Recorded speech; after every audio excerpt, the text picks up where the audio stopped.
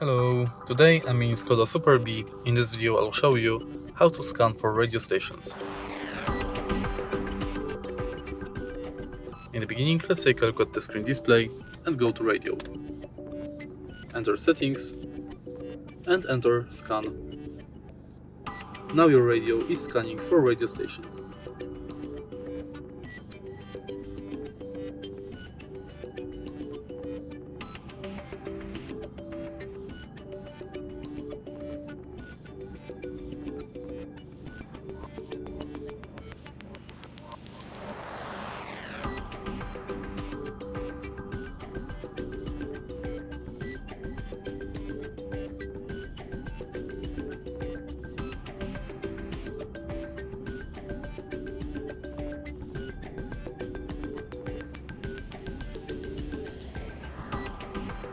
And that's it. If you find this video helpful, please leave a like, comment and subscribe.